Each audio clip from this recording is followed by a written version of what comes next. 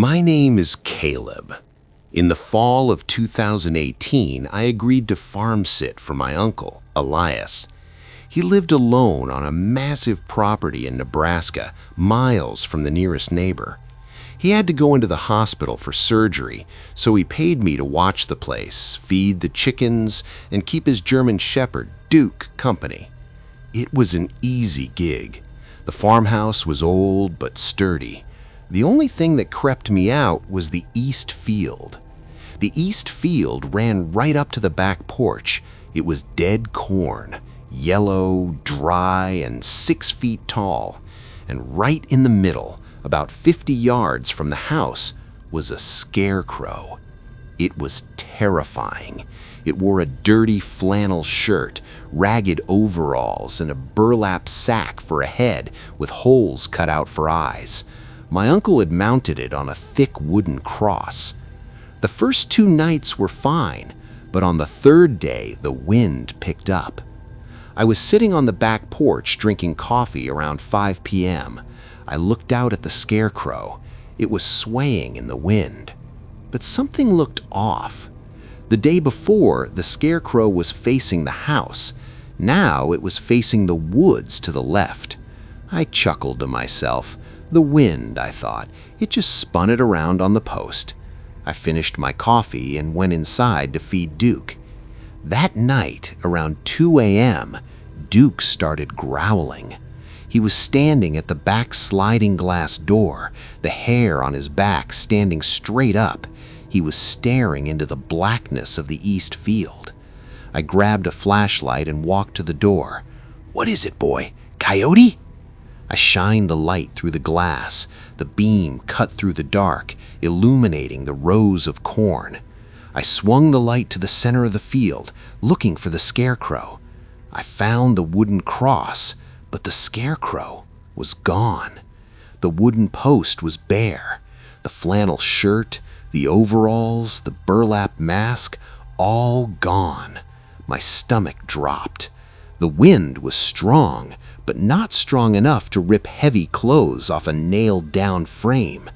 "Someone's out there," I whispered. I checked the lock on the sliding door. It was latched. I turned off the kitchen light so I wouldn't be a silhouette, and I crouched down by the window, watching. 10 minutes passed. Duke wouldn't stop growling. Then I saw movement. Not in the field, but on the porch. Someone had stepped onto the deck. I held my breath. I was hiding behind the kitchen island, peeking over the top. A figure walked past the sliding glass door. It was the scarecrow. But it wasn't straw. It was walking. It was a man, wearing the dirty flannel, the overalls, and that horrific burlap sack over his head. He was walking with a strange, jerking motion. He stopped right in front of the glass door. He pressed the burlap face against the glass. I could see his eyes through the holes in the sack. They were human eyes, wide, bloodshot. He tried the handle. Locked. He didn't get angry. He didn't bang on the door. He just stood there, staring into the dark kitchen. Then he raised his hand. He was holding something. It was a dead chicken, one of my uncle's hens. He held it up to the glass like an offering. Then he turned and walked off the porch, disappearing into the darkness of the yard. I didn't sleep. I took Duke into the bedroom, locked the door, and sat there with my uncle's shotgun until the sun came up. When the police arrived the next morning, we searched the property. The scarecrow clothes were gone. The wooden cross in the field was empty. But here is what the police found. They followed a trail of muddy boot prints from the porch straight to the barn. In the hayloft of the barn, they found a nest. Someone had been sleeping there. And in the nest, they found the straw that used to be inside the scarecrow's clothes. The officer told me what he thought happened. "This guy didn't just show up last night, son. The straw is dry, but the floor underneath it is damp from the rain 3 days ago." The drifter, or whoever he was, had been on the property for days.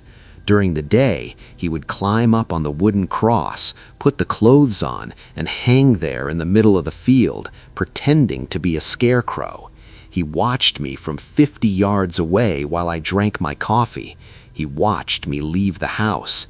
And at night, he would climb down, sleep in the barn, and roam the property. The reason the scarecrow had moved the day before was he had shifted his weight because his legs were tired. They never caught him, but they found the burlap mask a mile down the road in a ditch. My uncle came home a week later. He burned the wooden cross. He doesn't have a scarecrow anymore. And me?